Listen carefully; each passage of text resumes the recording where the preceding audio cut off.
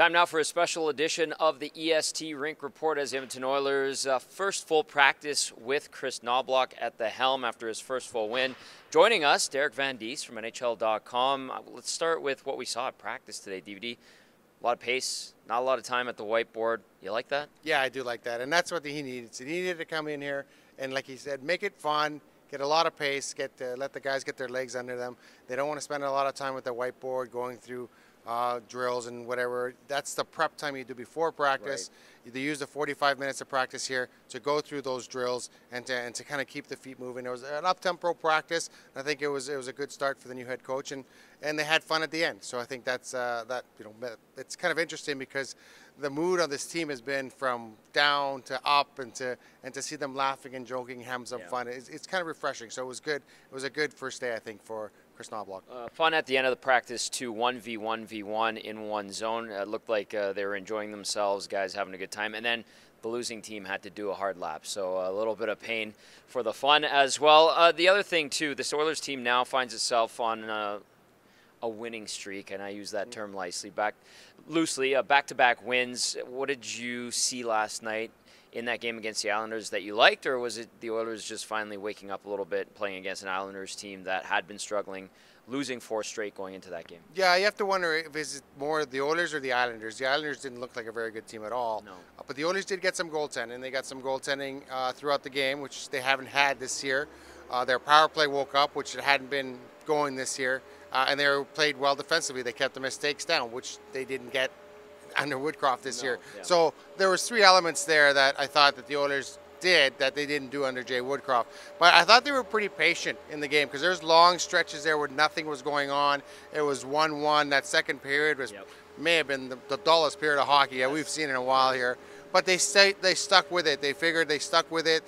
They didn't, Kris Knoblauch didn't start changing the lines. They didn't start shuffling people around. He was forced to a little bit when Dylan Holloway went down. But apart from that, he stuck to it, and he just kind of went with the process and hoped that the process would come through, and eventually it did. All right, you and I have covered this team for a long time. You longer than I have. We've seen so many coaches come through town, come and go. Ones that everyone liked, ones that some people didn't like, everything in between. How would you describe this past 5 days in oil country? Familiar, like we've sadly sadly familiar. We've seen this story before, unfortunately. But the press conference on Sunday was awkward. It was an awkward situation the way they decided to fire Jay Woodcroft after Thursday's game, but they decided to let him coach Saturday's game, and that was probably the best game that they had played under Jay Woodcroft. And then Sunday we woke up, nothing had happened early Sunday morning, so we thought, okay, maybe nothing's going to happen. And then suddenly, within a couple hours, bang, bang, bang, we have a press conference at 2, we're at work. Yeah. And it was one of the strangest press conferences that I've been at, because you had the CEO, you had the general manager, you had the new coach, and then you had the new assistant coach, Paul Coffey, who basically said he didn't want the job, and he's doing it anyway, so that just tells you he loves the team, okay? He loves the team. He's a company guy. He'll do this for the team, so he's doing that. So it was kind of it was an awkward press conference, and then the next day, game day, is where Kris met the majority of his roster. Like, he hadn't met them before because the Oilers were off that day. There was no team, there was no players around, so he had one morning skate to work with them, and then he had the game. It was just a whirlwind thing, but we've seen it before. We saw when Jay Woodcroft came in.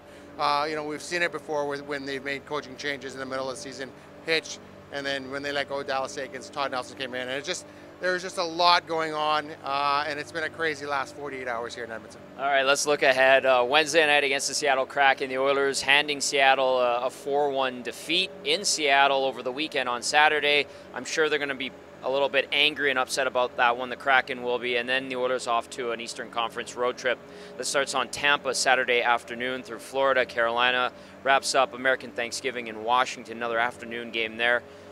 Do you have a good feeling about this team right now, or do you think it's a wait-and-see approach? I still think it's wait and see. I still think Connor McDavid's not 100%. Like, we watched him last night. He just doesn't have that breakaway acceleration, that breakaway speed that we're so used to when he's with a guy and just takes 3 steps and he blows by the guy. We haven't seen that yet, so you got to wonder how much that back injury is bothering him, or whatever it was, that hip injury or oblique is bothering him, because he just doesn't have that breakaway speed yet. It'll come. It'll get better. It'll come. But I think as he gets better, so will the team. The team will improve. They come and go with Connor McDavid. And once he starts getting better, once he starts being able to win those one-on-one battles and score those great goals on the rush, then this team will kind of, I think, find its game.